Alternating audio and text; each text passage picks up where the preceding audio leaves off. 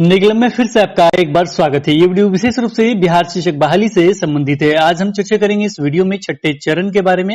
1 to 8 जो छठा चरण है उसके बारे में चर्चा करेंगे। हमारे साथ मौजूद है राजेंद्र सर भी। चलिए वेलकम करते हैं सबसे पहले राजेंद्र सर का। राजेंद्र सर स्वागत है आपका। बहुत बहुत धन्यवाद सर। और सबसे पहले मैं आपको एक खुशखबरी देना चाहता हूं कि बहुत दिनों से आप लोगों का डिमांड ये था कि सर्टिफिकेट हमें नहीं मिल पा रहा। बहुत सारे अभ्यर्थी परेशान थे कि सर्टिफिकेट नहीं मिल पा रहा और हम दूसरे जगह मतलब मेरा जॉब छूट रहा, वहां जॉब हो सकता था। तो उससे संबंधित न्यूज आ चुका है और हम चाहते तो मॉर्निंग में बना सकते थे, लेकिन हम चाहते थे कि आपके साथ शेयर हो, इस पर चर्चा हो कि आगे का आपका क्या डिमांड है, आगे का क्या रणनीति है, क्या कुछ हो सकता है। एक छोटा सा जीत कहा जा सकता है, बहुत बड़ा नहीं, क्योंकि जब तक आप स्कूल में नहीं जाते हैं पढ़ाने के लिए, नियुक्ति पत्र जब तक आपको नहीं मिल जाता है, स्कूल में नहीं जाते हैं, स्कूल आवंटन जब तक नहीं हो जाता है, तब तक आपकी पूर्ण रूप से जीत नहीं होगा। फिलहाल सबसे पहले हम आपको बताते हैं कि किस न्यूज़पेपर का ये न्यूज है। तो ये 30/10/2021 यानी 30 अक्टूबर 2021 जो दैनिक भास्कर न्यूज़पेपर है उसका है। पटना का संस्करण में आप देखेंगे तो वहां पे लिखा हुआ है, हेडिंग ही बनाया गया है, विभाग बोला सर्टिफिकेट ले लें पर दूसरे नियोजन में प्रयोग ना करें। यानी जब भी आगे काउंसलिंग होगा तीसरे फेज का, उसमें प्रयोग नहीं करना है। किसी अन्य काम से अगर लेना चाहें तो ले सकते हैं। इसके बारे में क्या कुछ कहना है सर आपका? बहुत ही अच्छा प्रश्न है और मैं सबसे पहले बिहार के तमाम अभ्यर्थियों को नमस्कार करता हूं। और आज का जो पेपर में जो आया है न्यूज, वो उसको हम सकारात्मक न्यूज के रूप में ले रहे हैं। और चूंकि हम लोग लगातार जो प्रोग्राम हम लोग लगातार यूट्यूब पर जो चैनल पर, बहुत से चैनल पर भी, आपके चैनल पर भी बहुत हम लोग लगातार इस बात की चर्चा करते रहे हैं कि क्योंकि अभ्यर्थियों की सर्टिफिकेट जमा होने के कारण काफी अभ्यर्थियों को दिक्कत हो रही थी। जो चयनित अभ्यर्थी हैं उनको दूसरे जगह नौकरी के बारे में उनको सर्टिफिकेट जमा करना था, लेकिन कहीं न कहीं उनके पास सर्टिफिकेट जमा होने के कारण उनको काफी दिक्कतों की सामना करना पड़ रहा था। अब बहुत से अभ्यर्थी हैं जिनको सर्टिफिकेट जमा होने के कारण वो ज्वाइनिंग नहीं कर पाए। तो ये सारी परिस्थिति जब चैनल के माध्यम से और आपके चैनल के माध्यम से भी हम लोगों ने कई बार आवाज उठाई और हमें लगता है कि सरकार को भी इस बात को समझ आई कि बात तो सही है और उन्होंने एक बहुत ही पॉजिटिव रूप में ये न्यूज जो आज आया है तो हमें बहुत खुशी है। और उन अभ्यर्थियों से हम ये कहना चाहते हैं कि आप सर्टिफिकेट अगर लेना चाहते हैं तो लें जरूर, लेकिन जब राज्य निर्वाचन आयोग की अनुमति मिलेगी, जब यानी कि चुनाव के बाद, यानी 15 दिसंबर के बाद जब काउंसलिंग होगी, उस काउंसलिंग में आप लोग उस सर्टिफिकेट का इस्तेमाल नहीं करें, नहीं तो आपका आवेदन रद्द हो जाएगा। इस बात का हमेशा ख्याल रखेंगे। जिनको जरूरत है वो सर्टिफिकेट ले सकते हैं। और उनको उसमें एक बात बहुत ही पॉजिटिव जो कहा गया है वो हमें बहुत अच्छा लगा कि जो भी अगर अभ्यर्थी सर्टिफिकेट लेंगे तो उनकी जो चयन जो है वो रद्द नहीं किया जाएगा, पात्रता रद्द नहीं की जाएगी। तो एक बहुत ही पॉजिटिव खबर है ये। और हमें लगता है कि इस तरह की जो चीजें हम लोग लगातार जो हम लोग पर चर्चा जो हम लोग कर रहे हैं, हर सवाल पर हम लोग हर चीज पर नजर रखे हुए हैं, इसका कहीं ना कहीं पॉजिटिव सरकार को भी समझ में आया और सरकार ने एक अच्छा कदम उठाया है और सरकार के इस कदम का हम स्वागत करते हैं। इस तरह की चीजें होनी चाहिए और हम बाद में जो भी चीजें हैं वो उस पर भी सरकार पॉजिटिव वे में काम करे तो हम लोग अभ्यर्थियों के हित में होगा। बात तो सही है। और यहाँ पे हम बता दें पूरा बात कि संजय सर ने क्या कुछ कहा है। शिक्षा विभाग के अपर मुख्य सचिव ने इन्होंने कहा है कि चयनित अभ्यर्थी चाहे तो मूल सर्टिफिकेट वापस ले सकते हैं। यानी अगर आपको आवश्यकता है तो आप अपना मूल सर्टिफिकेट यानी ओरिजिनल सर्टिफिकेट जो आपने ट्रेनिंग का और साथ ही ग्रेजुएशन का आपने लगाया है या जो भी जिसमें 1 to 5 में चयन हुए हैं उसका जो भी ओरिजिनल आपने लगाया हो, या 6 to 8 में चयन हुए हों उसका जो भी ओरिजिनल आपने लगाया है, वो मूल सर्टिफिकेट आप वापस ले सकते हैं। सर्टिफिकेट वापस लेने वाले अभ्यर्थियों की चयन पात्रता समाप्त नहीं होगी। यानी आगे जब भी आपका एक बार चयन हो गया, आपने सर्टिफिकेट वापस ले भी लिया है, तो भी आपका चयन पात्रता समाप्त नहीं होगा। आप निश्चित रूप से शिक्षक बनेंगे जब भी उसका आगे का प्रोसेस शुरू होगा तो। लेकिन पंचायत चुनाव के बाद यानी 15 दिसंबर के बाद नियोजन इकाइयों की काउंसलिंग में शामिल नहीं हो सकती। यानी जब भी पंचायत चुनाव के बाद आगे का नियोजन प्रक्रिया स्टार्ट होगा, उसमें काउंसलिंग का जब प्रक्रिया चलेगा तो दूसरी जगह आप अपना सर्टिफिकेट का इस्तेमाल करके वहां काउंसलिंग मत कराइएगा, उसमें शामिल मत होइएगा। अगर ऐसा आप करते हैं यानी शामिल होते हैं तो शामिल होने की स्थिति में ही आपकी पात्रता समाप्त होगी। यानी जैसे ही आप शामिल होंगे किसी अन्य जगह पे भी आपका चयन हो जाएगा तो आपका पात्रता समाप्त हो जाएगा, यानी आप शिक्षक नहीं बन पाएंगे, ना यहां बन पाएंगे ना वहां बन पाएंगे। ये कहना है संजय कुमार सर का, शिक्षा विभाग के अपर मुख्य सचिव का। ये देखा जाए तो एक पॉजिटिव थिंकिंग है, एक पॉजिटिव ये जरूरी था। इससे संबंधित बहुत सारे लेटर भी गए थे शिक्षा विभाग में, और जैसे में केस 1, केस 2, केस 3, केस 4 आप देख सकते हैं। इसके बारे में क्या कुछ कहूं, सारा केस आप आराम से देख सकते हैं। और सब में परेशानी था कि निका अतिथि शिक्षक के रूप में थे, मतलब दिल्ली साइड में बनने वाले थे, वहां पे दिक्कत हुआ, झारखंड में भी दिक्कत हुआ। एक अभ्यर्थी जो केबीएस में थे वो छोड़ के आके, मतलब केबीएस कॉन्ट्रैक्ट बेस पे थे, वो छोड़ के आके घर बैठे हुए। तो ये जो परेशानी था, ये जो दिक्कतें थी, वो निश्चित रूप से समाप्त होते हुए अब दिखेंगी। लेकिन हम चाहेंगे कि इससे संबंधित एक लेटर भी जारी किया जाए ताकि प्रत्येक नियोजन इकाई को मालूम हो सके कि किस प्रोसेस के द्वारा कैसे आवेदन देके कि कैसे क्या कुछ कहना होगा, उसके बाद आपको ये सर्टिफिकेट प्राप्त होगा। तो इस पे भी एक लेटर, ऑफिशियल लेटर आ जाता वो बहुत बढ़िया था। और इसमें आप एक, मुझे लगता है कि एक शपथ पत्र वगैरह भी, चाहे छोड़िए, जो भी आगे का प्रोसेस होगा जैसा गवर्नमेंट कहता है उस तरीके से आप करेंगे तो बहुत अच्छी बात है। इसके साथ ही सर एक और न्यूज़पेपर का कटिंग है, उस पर भी हम चाहेंगे कि चर्चा कर लेते हैं। ये प्रभात खबर न्यूज़पेपर का कटिंग है और आज ही का है, यानी 30 अक्टूबर 2021 का पटना का संस्करण पेज नंबर 1 पे मिलेगा। बक्सर के डीओ सहित 72 शिक्षकों के खिलाफ एफआईआर का आदेश है। इसके बारे में क्या कुछ सोचते हैं सर? बिल्कुल बिल्कुल, ये आज सरकार के द्वारा जो डिसीजन लिया गया है, ये बिल्कुल ही स्वागत जो कदम है और इसको मैं एक अच्छा पॉजिटिव वे में लेना चाह रहा हूँ। देखिए, सबसे पहली बात है कि इस तरह के अगर जो सख्ती अगर शिक्षा विभाग करे तो हमें लगता है कि जो इस तरह के कहीं पर कुछ दिक्कतें हुई हैं वो सब बंद हो जाएगा। हम बार बार कह रहे हैं शिक्षा विभाग से कि आप अपने केवल पदाधिकारियों को अगर, या उनके जो निजी जो अधिकारी हैं, उनके अंदर में जो अधिकारी हैं, उन पर अगर आप अंकुश रखेंगे तो कहीं ना कहीं वो पारदर्शी ढंग से ही काम होगा। तो कहीं ना कहीं इनको लगा कि हम लोग लगातार सवाल उठाते रहते हैं, तो कहीं ना कहीं उनको भी लगा। लेकिन उसमें हुआ क्या था कि चूंकि वो जो शायद उनका नाम अमर भूषण है और वो सुपौल के जिला शिक्षा कार्यक्रम पदाधिकारी के पद पर थे, उसी समय उन्होंने 72 यानी 72 छात्रों का पदस्थापन किया था, उनको वेतन भी दिया था। उस पर क्लेम हुआ था और निगरानी विभाग के द्वारा जांच की गई और जांच में यह पाया गया कि जो उन पर क्लेम हुआ था, उन पर जो भी सवाल उठाए गए थे वो बिल्कुल ही सही था। और उसी के आधार पर प्राथमिक शिक्षा निदेशक महोदय ने उन पर एफआईआर, यानी कि जो बक्सर के अभी डीओ हैं अमर भूषण जी, उन पर प्राथमिकी दर्ज करने और 72 जो छात्र हैं उन पर भी प्राथमिकी दर्ज करने की सिफारिश प्राथमिक शिक्षा निदेशक महोदय ने की है। तो एक अच्छा कदम है इनका, मैं इस कदम का सराहना करता हूं। और इस तरह का काम अगर शिक्षा विभाग करने लगे तो बहुत चीजें जो हैं, जो बिल्कुल हमेशा पेपर में या हमें सुनने को मिलता है कि ये हो गया, ये वो हो गया, ये सब नहीं होगा और इस पर पारदर्शी ढंग से काम आगे होगा।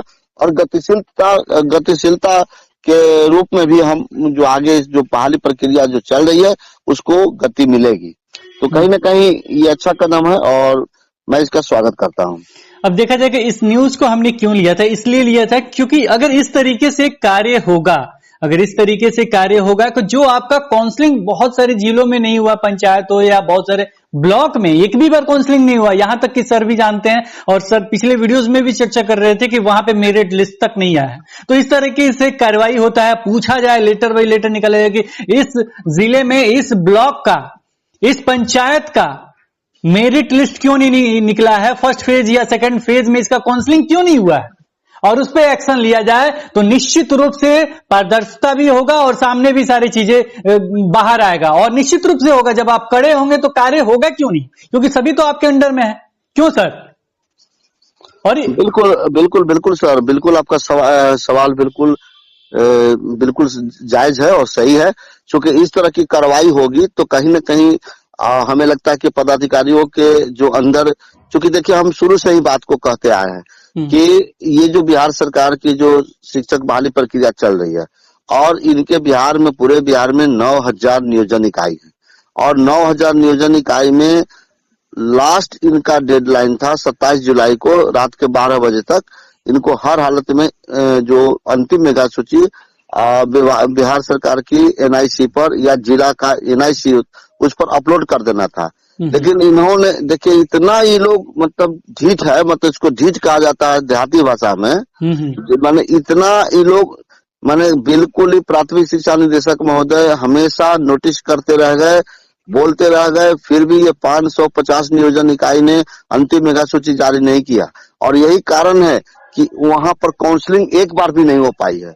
तो कहीं ना कहीं इस तरह का कदम अगर शिक्षा विभाग उठा ले, शिक्षा विभाग अगर सख्ती बरते तो कहीं ना कहीं जो है इस तरह की बातें नहीं होंगी और हमें लगता है कि बहाली प्रक्रिया पूर्ण पारदर्शी ढंग से होगी। और हम लोग को भी चाह रहे हैं, हम लोग भी चाह रहे हैं कि पारदर्शी ढंग से हो। जो मेरिट वाले हैं, जिनका मेरिट है, जो जिनवन है, उनको जरूर नौकरी मिले। और जो बिल्कुल ही फॉल्स है, चाहे उनकी सर्टिफिकेट में कहीं प्रॉब्लम है, उनकी जांच प्रक्रिया में अगर वो गलत पाए जाते हैं तो उन पर प्राथमिकी दर्ज की जाए। और वहां की प्राथमिकी केवल कैंडिडेट पर ही नहीं हो, बल्कि वहां के नियोजन इकाई के जो पदाधिकारी हैं उन पर भी होना चाहिए। जैसे कि सुपौल अभी जो वहां पर डीओ पर प्राथमिकी दर्ज करने की बात कही गई, 72 छात्रों पर की गई, बिल्कुल की गई है, शिक्षकों की दोनों की गलती है। इसमें छात्र की भी गलती है, छात्र भी वहां पैसा दिए होंगे और पैसा लेने वाला, इसलिए दोनों को सजा मिलनी चाहिए, तो दोनों को मिलनी चाहिए। आप एक अभ्यर्थी को या छात्र को सजा दे देंगे और पदाधिकारी को बख्श देंगे तो ये गलत होगा। तो मेरे हिसाब से ये बिल्कुल ही, हमें लगता है कि धीरे धीरे अब शिक्षा विभाग को लग रहा है कि कहीं ना कहीं हम लोग लगातार जो आवाज उठा रहे हैं उसका कहीं ना कहीं पॉजिटिव जो है वो साइन हमें दिखाई दे रही है। हाँ, यहाँ पे एक चीज और क्लियर कर देना चाहते हैं कि यहाँ पे जो भी आप बोल रहे हैं 550 लगभग में, तो ये जो नियोजन इकाई है ना, को कुछ को छोड़ दिया जाए क्योंकि कुछ पे कुछ ना कुछ प्रॉब्लम है या कुछ दिक्कत है, लेकिन जो बचे हुए हैं ना उस पर तीखी निगाह होना चाहिए, पूरा अच्छे तरीके से देखना चाहिए। कुछ ना कुछ दिक्कत जरूर है वहां पे, ताकि अभी तक नहीं हुआ है। उस पे जब भी काउंसलिंग हो तो वहां पे अच्छे तरीके से नजर पे देखना चाहिए कि आखिर इन्होंने देर किया तो क्यों किया, आखिर वजह क्या है, क्यों नहीं हुआ वहां पे काउंसलिंग, क्या फिक्स है, क्या पैसे पे है, क्या कुछ है, या डॉक्यूमेंट मतलब जो भी है वो फॉल्स है, क्या कुछ है, उस पे मतलब जोरदार तरीके से देखना चाहिए, अच्छे तरीके से देखना चाहिए। सर यहाँ पे हम चर्चा कर लेते हैं नियुक्ति। अगर एक चीज यहाँ पे और क्लियर कर दूं, अगर यहाँ पे इन्होंने अगर पूरा ये काउंसलिंग प्रक्रिया फर्स्ट फेज का पूरा कर लेते, यानी कोई भी ऐसा मतलब पंचायत या ब्लॉक नहीं बचता जहां पे काउंसलिंग नहीं हुआ हो फर्स्ट फेज का ही, निश्चित रूप से एक फेज अगर कंप्लीट हो गया होता तो नियुक्ति पत्र मिल जाता। लेकिन फिलहाल आपसे ये भी प्रश्न जरूर रहेगा कि नियुक्ति पत्र के लिए अभी आप आगे क्या करने वाले हैं, किस तरह के कदम उठाने वाले हैं, क्या आपको लगता है कि नियुक्ति पत्र मिल जाएगा, मिलेगा तो कब तक मिलेगा? देखिए, इसमें सबसे पहली बात यह है कि ये तो क्लियर हो चुका है कि 15 दिसंबर के बाद 1204 नियोजन इकाई में जहां पर काउंसलिंग पहले कुछ 650 नियोजन इकाई में काउंसलिंग हुई थी और किसी न किसी कारणवश रद्द हुआ। 550 नियोजन इकाई में जहां पर काउंसलिंग एक बार भी नहीं हुई थी, तो वहां दोनों को मिलाकर के काउंसलिंग की जाएगी। लेकिन उसमें एक चीज और है कि ये तो क्लियर हो गया, तो कहीं ना कहीं काउंसलिंग का जो मसला है हमें लगता है कि हल हो चुका है। हमें लगता है कि दिसंबर में उनको हर हालत में काउंसलिंग करेंगे, इसमें कहीं कोई हमें शक शुबा दिखाई नहीं दे रही है। तो अब ये जो लंबी अवधि है, नवंबर पूरा महीना है, दिसंबर है, तो हम लोग चाह रहे थे कि कहीं ना कहीं हम लोग प्रयास करें, सरकार पर दबाव बनाएं कि इस पीरियड में आप जो हम लोगों को एफिडेविट लेकर के और सर्टिफिकेट आप वेरिफिकेशन कराते रहिए, लेकिन हम लोग को एफिडेविट लेकर के हम लोगों को स्कूल में योगदान कराइए, नियुक्ति पत्र दे करके स्कूल में योगदान कराने का काम सरकार करे। और हमें लगता है कि इसके लिए चयनित अभ्यर्थी, जो अचयनित अभ्यर्थी है, उनको भी कोई आपत्ति इस पर नहीं होनी चाहिए, क्योंकि आपका तो मसला लगभग हल है, क्योंकि 15 दिसंबर के बाद में आपकी काउंसलिंग होगी, निश्चित होगी, 15 हो, 16 हो, 17 हो। लेकिन जो अभी लंबी अवधि है, तो इसमें जो प्रथम चरण, द्वितीय चरण में जिनका काउंसलिंग हो चुकी है और वो बिल्कुल ही बैठे हुए हैं, उनको नियुक्ति पत्र भी अगर मिल जाए तो क्या दिक्कत है? हमें तो नहीं लगता है कि इसमें कोई दिक्कत होनी चाहिए। दिक्कत होना चाहिए, सही बात है। लेकिन सर यहाँ पे एक चीज और बताइए, आप लोग का जो काउंसलिंग प्रक्रिया चल रहा था कि उसमें क्या ये भी हुआ है, क्या स्कूल भी अलर्ट हो गया है क्या आप लोगों को? नहीं, स्कूल कहाँ अलर्ट हुआ? स्कूल अलर्ट नहीं हुआ। इसका मतलब एक प्रोसेस अभी आपका बाकी है, यानी स्कूल अलर्ट होना अभी बाकी है। बिल्कुल बिल्कुल, हमें लगता है कि जब नियुक्ति पत्र मिलेगा तो उस समय ही 3 ऑप्शन दिया जाएगा। एक फॉर्म वहाँ भरवाया जाता है और उसमें 3 गो ऑप्शन चॉइस मांगा जाता है कि कौन सा स्कूल में आप चाहते हैं। जिस जिला में हुए उसी जिला में, और जो प्रखंड में हुआ उसी प्रखंड के अंतर्गत, अगर 6 to 8 है तो 6 to 8 यानी मध्य विद्यालय में, और 1 से 5 में तो प्राथमिक विद्यालय में। आपको एक चॉइस 3 गो मांगा जाता है कि कौन से स्कूल में आप प्रथम। यानी सर ये कहा जाए एक शब्द में कि एक प्रोसेस अभी बाकी ही है। बिल्कुल, उसी दिन हो जाता है जिस दिन नियुक्ति पत्र मिलता है ना। नियुक्ति पत्र सर ये लोग तो भेजते हैं, बाई पोस्ट भेजते हैं। नहीं, बाई पोस्ट हमें लगता है कि नहीं भेजेंगे, क्योंकि हमें लगता है कि प्रखंड में ही शिविर लगेगा और प्रखंड में ही, जैसे एक प्रखंड के जितने लड़के का चयन हुआ उस प्रखंड को बुला करके हमें लगता है कि देंगे। बाई पोस्ट वाला जो सिस्टम हमें नहीं लग रहा है कि जो इसको अपनाया जाएगा, डायरेक्ट दिया जाएगा। और आप लोगों को अतिथि शिक्षक में भी यही हुआ, जो लास्ट में नियुक्ति पत्र दिया गया था उसमें हम गए थे जहानाबाद में। हमारे सामने की बात है, हम वहाँ थे। उन्होंने एक फॉर्म दिया था, उस फॉर्म में कहा कि आप 3 स्कूल का चॉइस दीजिए। तो 3 स्कूल का चॉइस देगा सब लोग, स्टूडेंट जो जिनका चयन हुआ था। लेकिन उसमें जिनका मेघा सूची सबसे ऊपर था, नंबर 1 में थे, उनको जहानाबाद टाउन के एरिया का जो सबसे नजदीक का स्कूल है वहाँ दिया गया। फिर उससे कम वाले को उससे दूर दिया गया। इस तरह से जैसे जैसे नीचे मेघा सूची आते गया, उसी तरह से जहानाबाद एरिया से दूर देने का काम हो। मेरे सामने की घटना है। मतलब तो, एक ही दिन में हो गया सारा प्रोसेस? हाँ, एक दिन में ही। उस दिन उनको क्लियर हो गया कि आपको फलाना स्कूल में और इतने दिनों के अंदर में जाकर के आपको योगदान कर लेना है। तो वो सारा चीज क्लियर हो गया था। वहीं से स्कूल का भी पता लगा लिया गया था कि कहाँ पर वो स्कूल है, और जाकर के हमें लगता है कि 1 सप्ताह का समय दिया गया था। उसमें जाकर 1 सप्ताह का समय दिया जाता है। 1 सप्ताह का समय दिया गया, उसी में जाकर के अपना वो योगदान कर दिए, तो किए थे। तो हमें लगता है कि उसी तरह का प्रोसेस होना चाहिए, क्योंकि आप बाय पोस्ट भेजते हैं। मैं आपको कहानी बता रहा हूँ, 2012 में जो बहाली हुई थी, एक लड़की को नियुक्ति पत्र मिला था, या उस समय नियोजन पत्र कहा जाता था। तो वो नियोजन पत्र मिला जब डेट खत्म हो गया तब उसको मिला।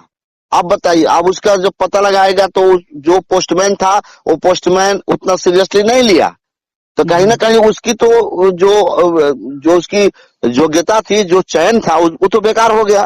तो ये बाई पोस्ट पर भरोसा मत कीजिए, ये बाई पोस्ट में बहुत तरह के प्रॉब्लम आएंगे। तो हम चाहेंगे कि सर इससे संबंधित भी आप लोगों के द्वारा एक लेटर दिया जाए और शिक्षा विभाग। तो हमें लगता है कि सरकार वो पहले वाला नीति नहीं अपनाएगी। हमको ये इतना यकीन है कि वो चाहे शिविर लगा करके। ठीक है, लेकिन एक डिमांड किया जाए आप लोग के द्वारा कि शिविर लगा के जल्द से जल्द हमें नियुक्ति पत्र दिया जाए। जब नियुक्ति पत्र बांटने के लिए सरकार जब तिथि घोषित करे तब ना हम लोग इस पर लिख करके दें ना, उससे क्या दे देने से अच्छा ही रहेगा। मान लीजिए आपका दे दिया जाएगा, ऐसी कोई बात नहीं है, वो भी दे दिया जाएगा कि किस तरह से आप नियुक्ति पत्र बांटेंगे। हम लोग भी एक सजेशन के रूप में लिखित देंगे, मांग करेंगे। मांग करना बहुत जरूरी है। मान लीजिए जो आपका डिमांड है वो गवर्नमेंट के पास पहुंचना भी चाहिए और जरूरी भी है। और बाई पोस्ट भी आता है, कोई दिक्कत ही है। मान लीजिए कि 1 महीने के बाद आ गया और 7 दिन का, मतलब 1 महीने के अंदर उनको ज्वाइन करना है, तो फिर तो दिक्कत है। ठीक है, ओके। तो इसके लिए भी आप एक लेटर बना के दे रहे हो तो अच्छी बात है। लेकिन सर यहाँ पे हम एक बात यहाँ पे निगेटिव हम कहना चाहेंगे, और हमें लगता है कि आप इसे क्लियर कर देंगे तो अच्छा रहेगा। और जो भी अभ्यर्थी हैं वो बुरा नहीं मानेंगे। देखिए, जो भी प्रश्न आता है सामने होना चाहिए। अब देखिए, जो ये शिक्षक बहाली प्रक्रिया था, यहाँ पे रोक लगा हुआ है। मतलब यहाँ पे रोक लगा है कि जो आपने देखा कि 6ठे चरण का जो चल रहा था, मतलब हाई स्कूल वाला जो चल रहा था, उस पे रोक लगा हुआ है, प्राथमिक का भी उसी तरह रोक लगा हुआ है। लेकिन जो नियुक्ति पत्र का जो आप कह रहे हैं, तो वहां पे कुछ ही लोगों के द्वारा होता है, जब नियुक्ति पत्र पे केवल साइन होता और स्कूल अलर्ट हो गया होता, केवल साइन करके आपको दे देना होता। लेकिन यहाँ पे स्कूल अलर्ट करना है कि जाहिर सी बात है कि ब्लॉक लेवल पे एक शिविर लगाना पड़ेगा, उसके बाद ही होगा। तो मुझे मतलब बुरा मत मानिएगा, लेकिन मुझे लग रहा है कि ये गवर्नमेंट इतना आसान तरीके से करने नहीं जा रही है, क्योंकि वो चाहेगी कि मतलब शिविर लगे तो इसका मतलब चुनाव खत्म हो जाए, नहीं को चुनाव से परमिशन मिले तब वो शिविर लगाए, ऐसा हो सकता है। लेकिन नियुक्ति पत्र पर जहां तक साइन का प्रश्न है, हमें नहीं लगता है कि जो नियोजन इकाई में जो जनप्रतिनिधि होते हैं उनका साइन होता है। उनका साइन की बात नहीं है सर, एक शिविर लगेगा, फिर ब्लॉक लेवल पे पूरे भीड़ लगेगा, पूरा चीज होना चाहिए तब जाके हो पाएगा। और उसमें किसी ब्लॉक में पंचायत में चुनाव है ब्लॉक लेवल पे, तो वहां दिक्कत होगा, ये मैं कह रहा हूं। देखिए सर, उसमें सरकार के पास काफी ऑप्शन है, ऐसा नहीं है कि उनके पास ऑप्शन नहीं है। वो चाहेंगे तो ब्लॉक में भी, उस ब्लॉक के अंतर्गत जितने भी पंचायत हैं, उस पंचायत में जितने भी स्कूल के लिए चयनित अभ्यर्थी हुए, सबको बुला करके, उसमें कोई खास समय नहीं लगेगा। हमें लगता है कि एक ब्लॉक में बहुत ज्यादा वैकेंसी नहीं है, उसमें हमको लगता है कि 1000-1200 से ज्यादा कोई भी ऐसा नहीं है प्रखंड में जहाँ पर वैकेंसी जो होगा पंचायत को ले करके। तो कहीं ना कहीं उतना 1000 लड़कों को नियुक्ति पत्र देना कोई बड़ी बात नहीं है। सरकार के पास बहुत ऑप्शन है। वहाँ जो प्रखंड है, प्रखंड में प्रखंड शिक्षा पदाधिकारी हैं, वहाँ के प्रखंड विकास पदाधिकारी हैं और अंचलाधिकारी हैं, बहुत लोग स्टाफ वहाँ पर हैं। वो चाहेंगे तो उसमें कुछ करना थोड़ी ही है, उसको तो नियुक्ति पत्र सिलेक्टेड है ही, नियुक्ति पत्र बना करके उनको डिस्ट्रीब्यूट कर देंगे। अगर उनको स्कूल का चॉइस मांगा जाएगा तो स्कूल के ऑप्शन के रूप में अपना चॉइस देंगे, और जिनका ऊपर से मेगा सूची है सबसे पहले उनको बुलाया जाएगा कि भाई आप कहाँ जाना चाहते हैं, ठीक है फलाना स्कूल, फिर उनसे नीचे वाले को बुलाया जाएगा। तो जितने प्रखंड के या जो टाउन, जो प्रखंड के अंतर्गत जो शहरी क्षेत्र है, वहां पर से शुरू होगा और वहीं से नजदीक वाले स्कूल, प्रखंड के नजदीक वाले स्कूल ऊपर से मैंने देने का काम होता है। तो कहीं हमको लगता है कि सरकार के पास ऑप्शन है, सरकार चाह लेगी तो हो जाएगा। चलिए, अच्छी बात है, अगर गवर्नमेंट चाहे तो हो जाए, लेकिन जहां चुनाव होगा वहां निश्चित रूप से दिक्कत होगा ही। मान लीजिए जिस ब्लॉक में चुनाव है तो वहां पे रोका जाएगा ही, क्योंकि वहां पे चुनाव है तो वहां पे हो ही नहीं सकता उस डेट में को। जिस ब्लॉक में चुनाव है वहां के लिए अलग से डेट देना पड़ेगा, अगर नियुक्ति प्रक्रिया ये सब गवर्नमेंट करती है। वैसे तो अभी तक गवर्नमेंट की तरफ से ऐसा कोई भी न्यूज नहीं आया है, आगे जब भी आएगा तो आपको बताया जाएगा। और राजेंद्र सर, बहुत बहुत धन्यवाद कि आज आपने हिंदी क्लब को इतना समय दिया। बहुत बहुत धन्यवाद सर, आपको भी। तो फिर मिलते हैं एक नई वीडियो के साथ, तब तक देखते रहें, बने रहें हिंदी क्लब पे। धन्यवाद, बाय बाय।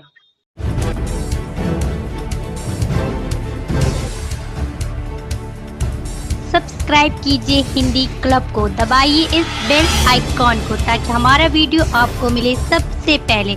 शेयर करें अपने दोस्तों के साथ ताकि वो भी इसका लाभ उठा सके। ये सब बिल्कुल फ्री है।